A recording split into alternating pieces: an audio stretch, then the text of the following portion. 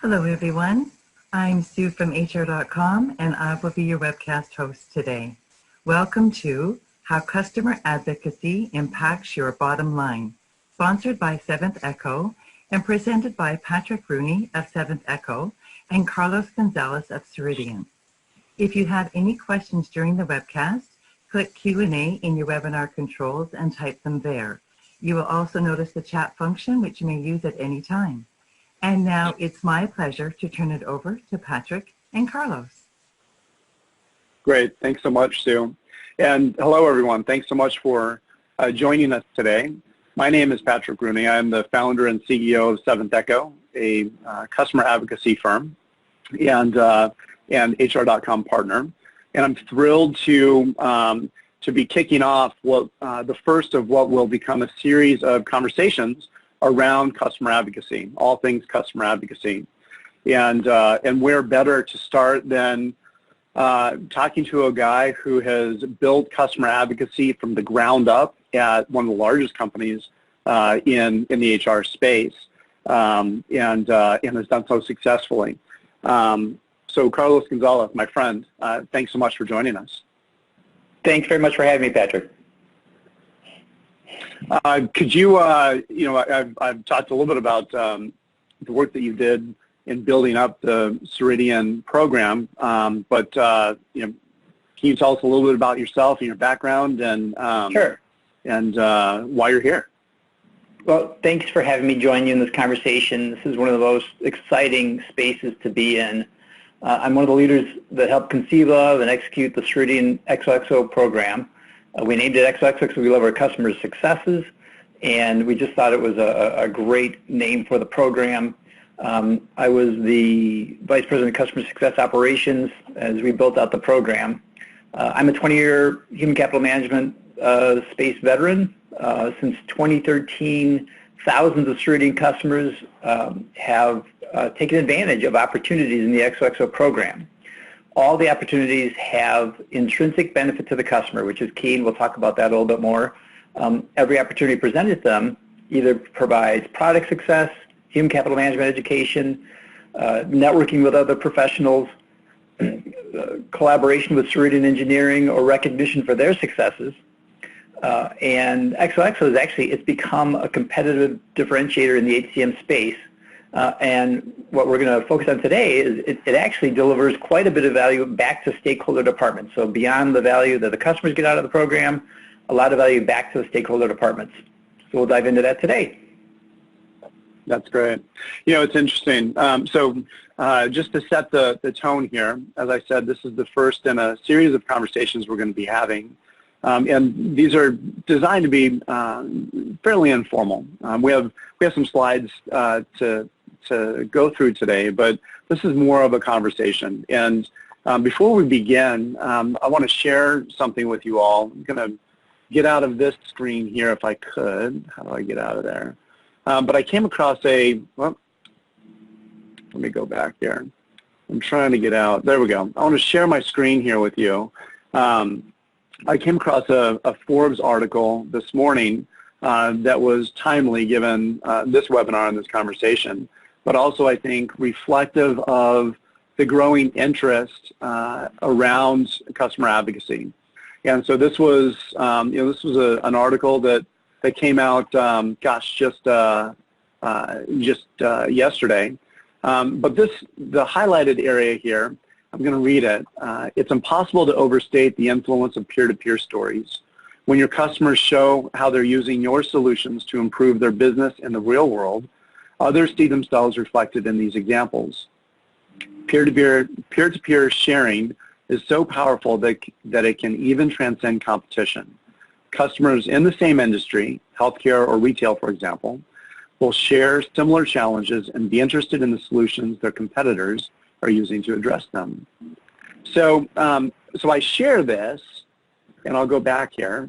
I share this because, one, there's a growing interest around customer advocacy, but Carlos, to your point, it delivers value to the entire organization. And I think that when most people think of customer advocacy, they think of the word of mouth sharing. They think of social media sharing. They think of case studies or testimonials, all of which are super important and it's part of customer advocacy. But really that's kind of the ultimate and public-facing manifestation of all the work that goes into identifying and cultivating customer advocates.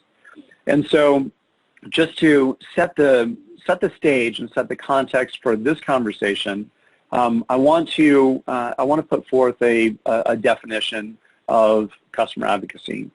And that is, how is it that we can identify, cultivate, and activate customers to help drive revenue growth and to help drive business success?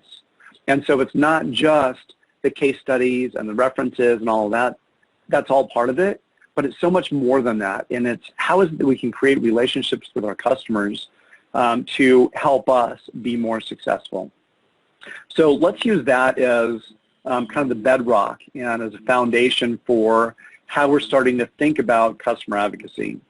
And before I go on, you'll see in the lower right-hand corner, if you're a tweeter, hashtag CA, customer advocacy, CA-impact to tweet about our conversations. So as we dive in, we're going to start at the beginning. Nowhere better than starting at the beginning. But I have a question that I'd like to have you answer. A quick snap poll. Where are you in your customer advocacy journey? You've joined this conversation, you've joined this webcast because there is you have some interest in it in some way, shape, or form.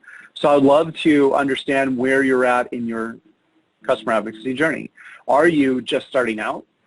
Are you at a place where you kind of have something informal in place, but not really? You do have a formal program, but you're not executing it well. Or, you know what, you're doing pretty well. Of course, there are things that you can improve. Or are you knocking it out of the park? Where do you fall in that spectrum?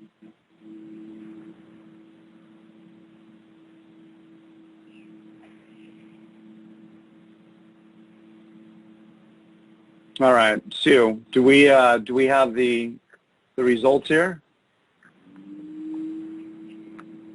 Just starting out.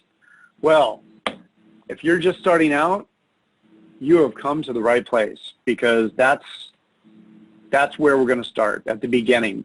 What better place to start than at the beginning? So Carlos, I'm going to ask you, as you started out your journey at Ceridian, right? Why? What prompted you to begin the journey? Why customer advocacy? Why even start thinking about this? Thanks, Patrick. Since Y2K, human capital management companies had been presenting themselves as having the comprehensive solution, everything in one product or one solution, and that message was coming from the marketing departments most often. The CEO of Ceridian is a visionary, and he said we needed better messengers. We needed credible messengers, and we knew that our customers had confidence and faith in what other customers were saying. So we were looking for messengers to tell the story about our Dayforce product, which was a truly transformative product. So we can jump to the next slide if you'd like to. We knew our customers were going to tell the story, and pull out of the way. And what we decided is we wanted to turn our customers into superheroes. We did this because we knew our customers are passionate about human capital management. We wanted them to be successful with our product. We wanted them to have great connections with other peers, be ahead of the game in the technology that they're using. We wanted them to be able to collaborate with us on next generation product. We wanted them to network with their peers and advance in their profession. We also wanted to document their success. So we did this by actually elevating and presenting our customers with a program that kind of turns them into superheroes.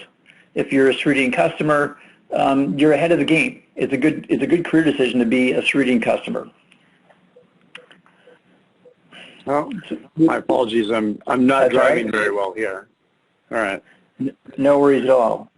So our customers have loved the program, and it brings great value to them. We've found the Net Promoter Score surveying for customers who are very active in the program is significantly higher than those who are not active in the program.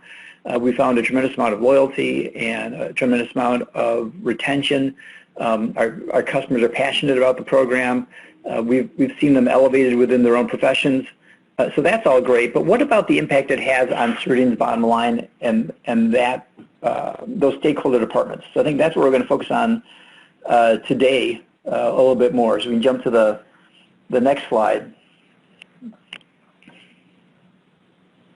So one of the key findings we found out when launching the program, and we had some evolution, we launched it in 2013, we initially started asking our customers to do favors for us or engaging them.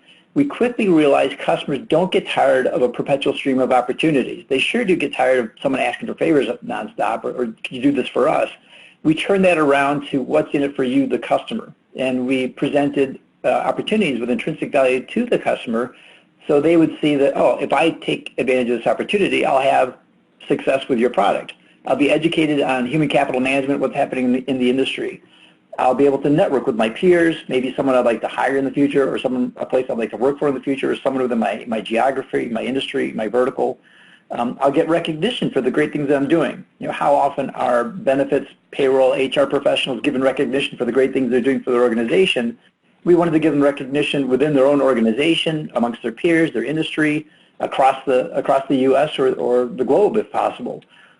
So by doing this, we elevated our customers, turned them really into superheroes in their space. So that's been the key to customer adoption, to growth, to making a program that's really become the embodiment of the brand promise.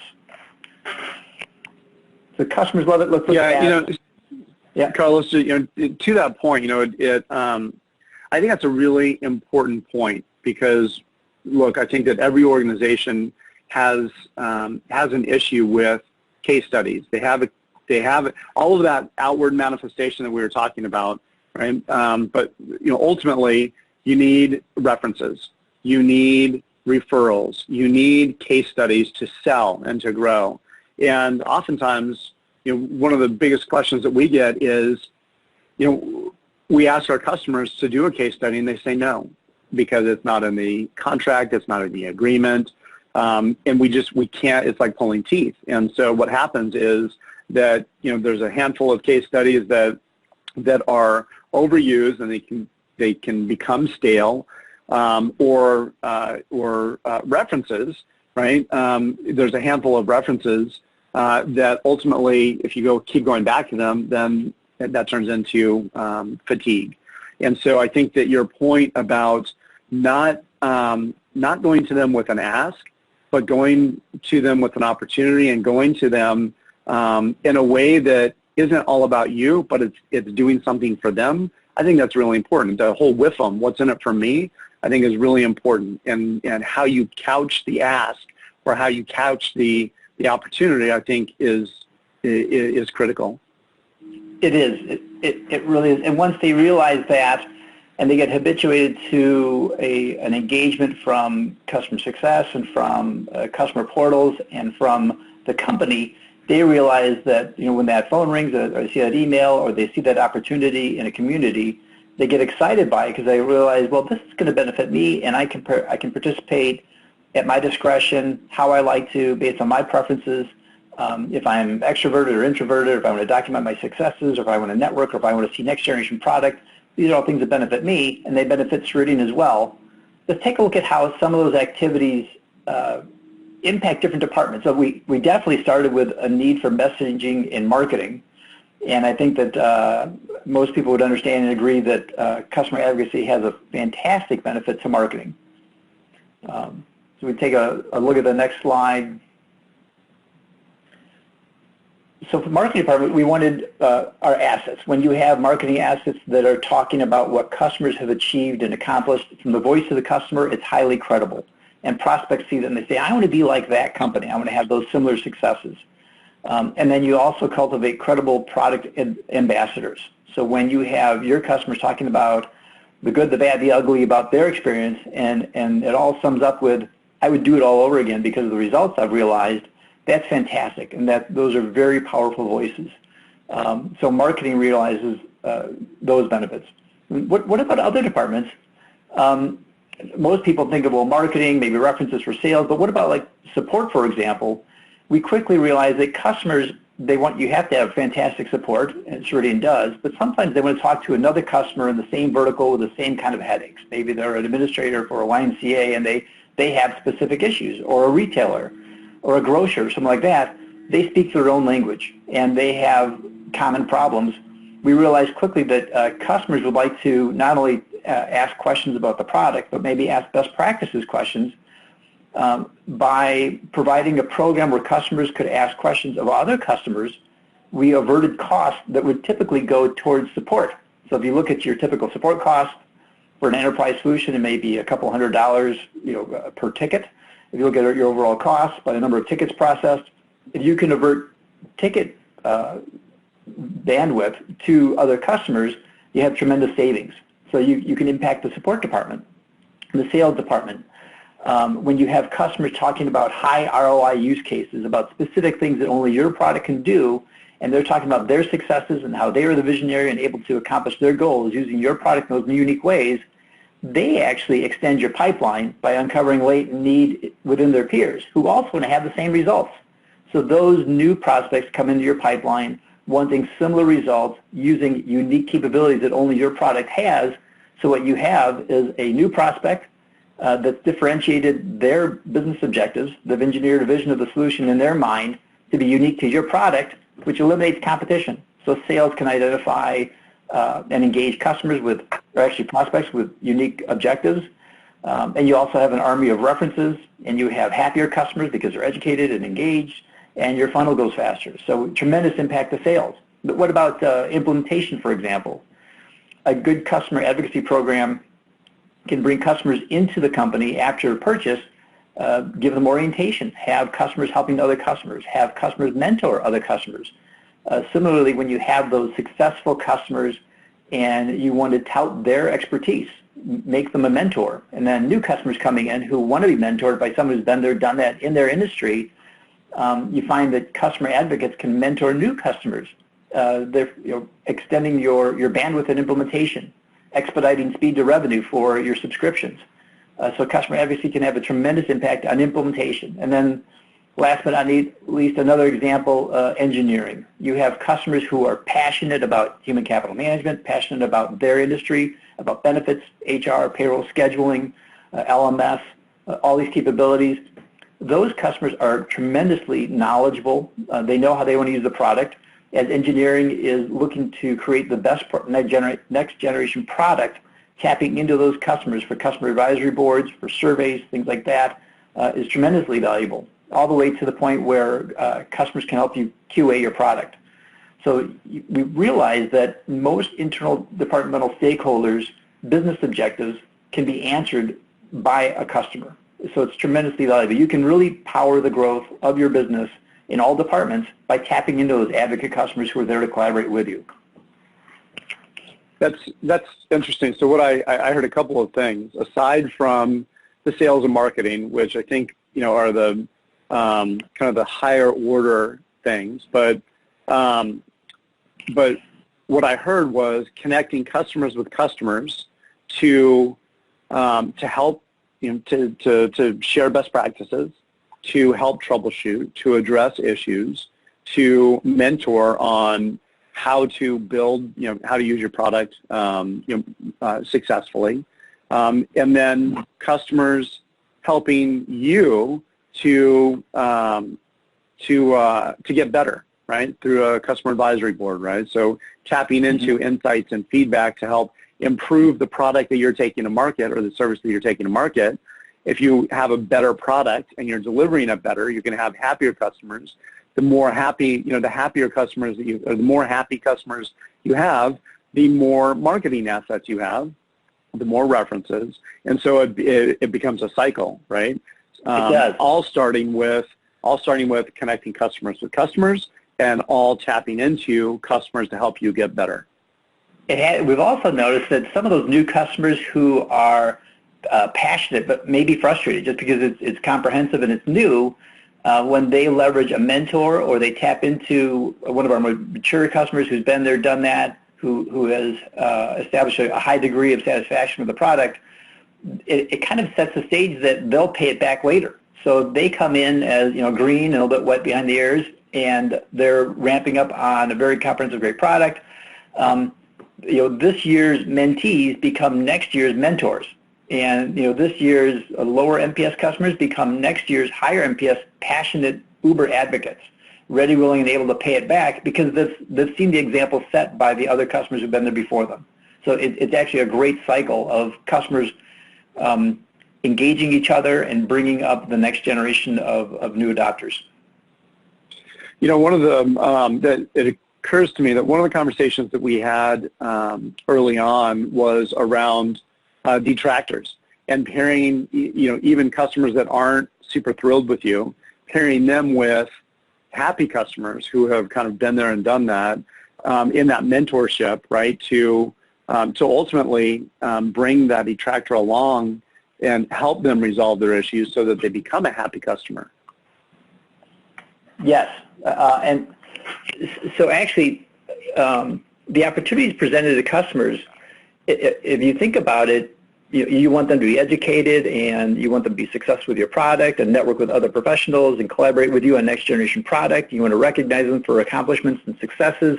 Those are things that we don't want to offer just to advocates. We want to offer those to all of our customers.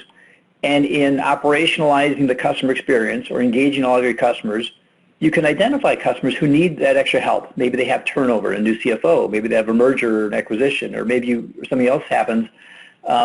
By operationalizing that, you can identify someone who needs a little bit of extra training, who needs retraining, who needs engagement before year end or something like that. By being proactive and reaching those customers, you can identify them, and the more that you know about them and the technology stack that Ceridian has built provides real-time insight into the sentiment of individual people, because advocacy, it's not at the customer level, it's at the individual person's level.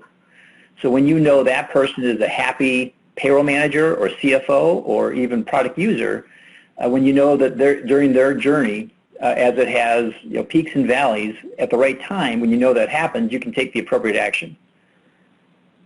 Yeah, that's great.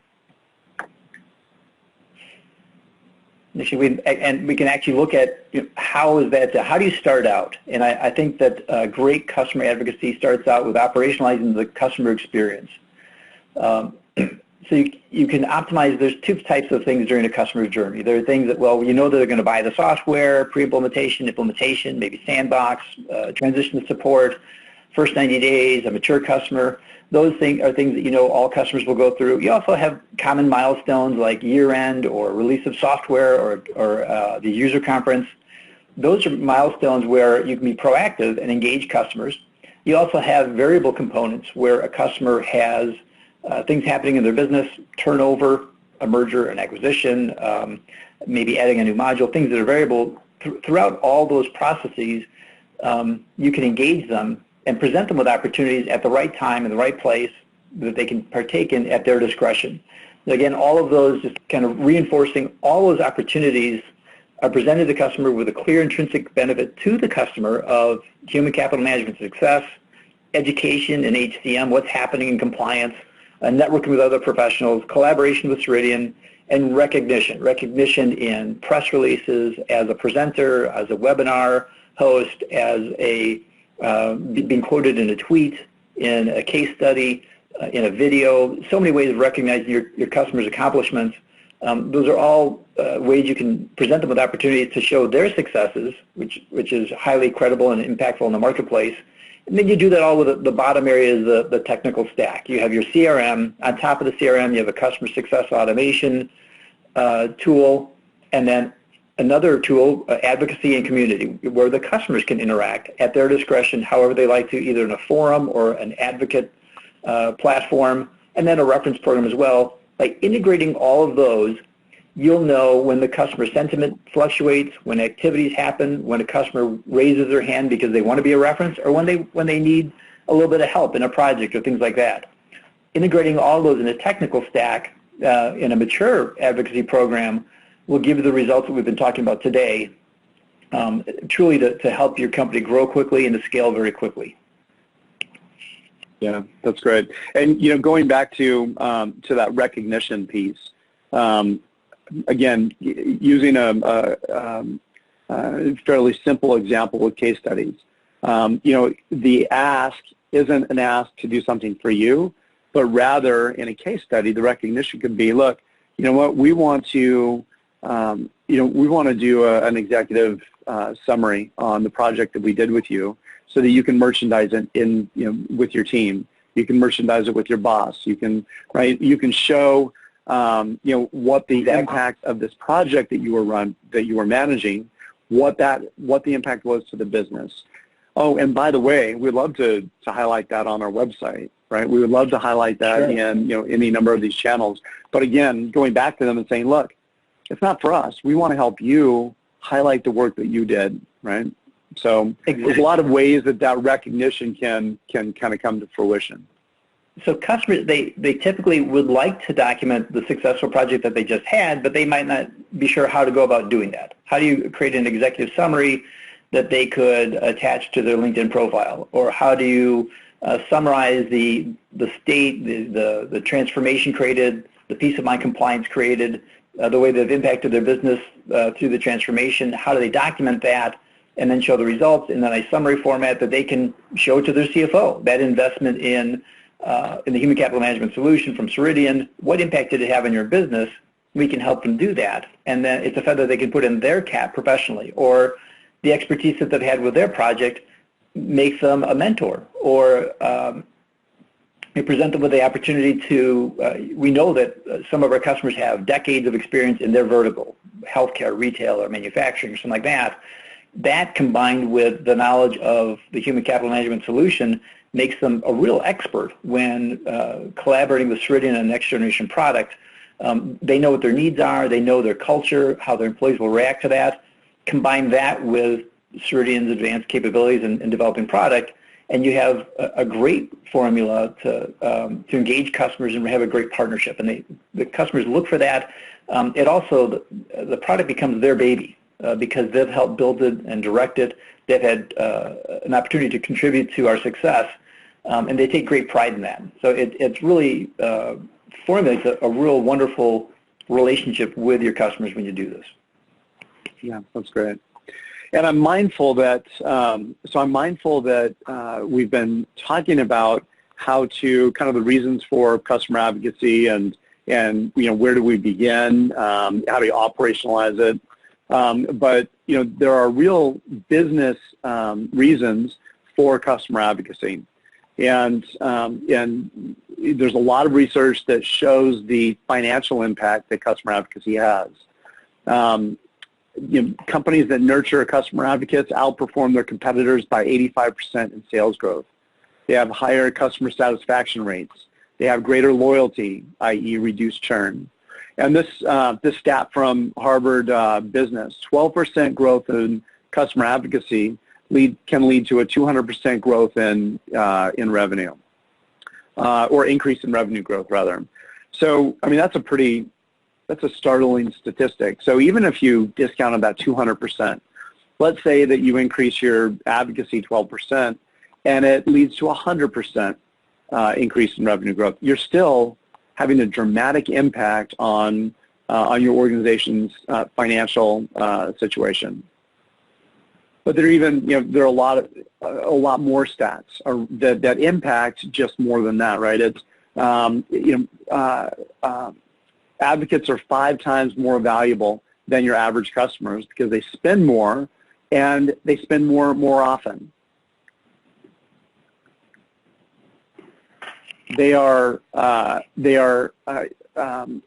far less expensive. It's far less expensive to keep an existing customer than it is to acquire a new one. In fact, growing your business through net new revenue is 500% more expensive than it is to keep an existing customer. And going back to that word of mouth that we were talking about, 70% of or customers are 70% more likely to be seen as a good source of information about your product or your service. And they're 2 to 3 times more effective in persuading others to make a purchase. So all of this means that, look, your customers are your best salespeople. They're your most profitable revenue, and they're least expensive source to grow revenue. So customer advocacy impacts the entire organization. And so we have another poll here. What is the business problem that you want customer advocacy to address? Is it to reduce churn or increase loyalty? Is it to increase top-line growth? Is it to accelerate the sales cycle? Is it to increase customer references or to gain customer validation? To increase demand generation? Are you leaving margin on the table? Do you need to increase market competitiveness? How are you going to market? Or is it all of these? Right? Are all of these business issues something that you want to address?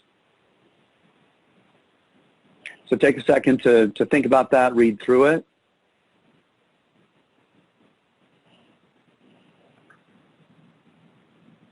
All right, Sue, do we have a tally on the...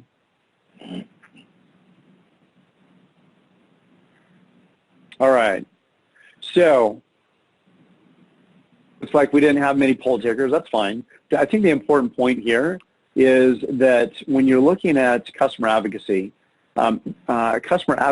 impacts the entire organization, whether that's how you go to market with the product that you have to increase market competitiveness, your sales and go-to-market strategy, your customer retention, right? There's a whole host of business issues that customer advocacy can address. And that's really important to understand as you begin to think about where you even begin to start with putting together a customer advocacy program.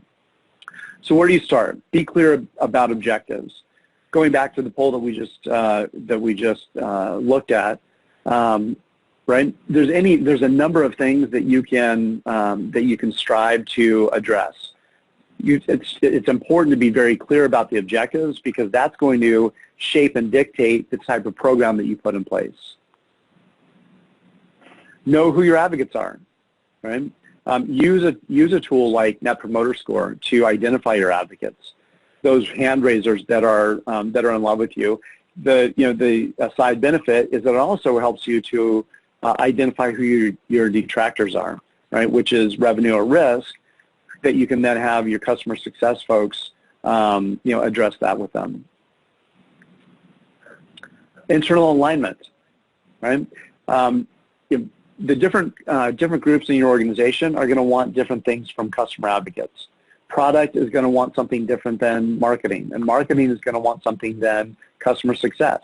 So it's really important to understand what each of the groups wants so that you can, one, understand each group objective, understand how to measure it, but again, that's going to go to help shape what the program looks like. And then have a plan that meets the objectives and is relevant to your customers, like we were just talking about. Find internal champions. It's important to have internal champions across the organization, starting with executive sponsorship. Who is your executive sponsor? Right? The most successful customer advocacy programs have somebody in the C-suite who is helping to champion this. Finding champions in customer success and in product and in marketing. And then know your story narrative. It's really important to understand what is it that you want your customers to say about you. How is it that you want them to recommend you? Because if you ask 10 different customers, they're probably going to tell you 10 different things. And is that the same as what you want them to be saying?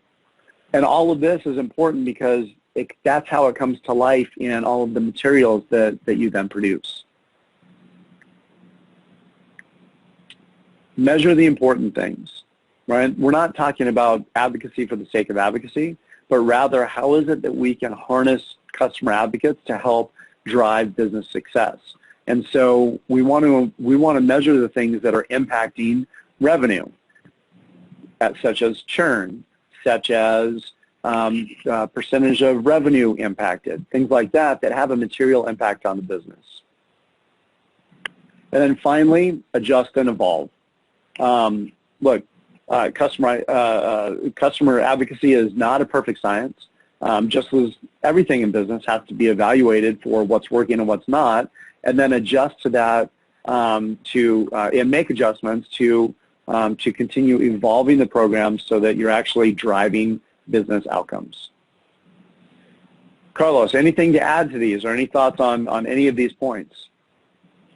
These are fantastic. I think that as your program evolves, as the way the Cerruti program evolves, we've had dozens and dozens of individual programs, things that impact customers in a way that, remember, that engages them personally. Advocacy is personal. It advances them professionally.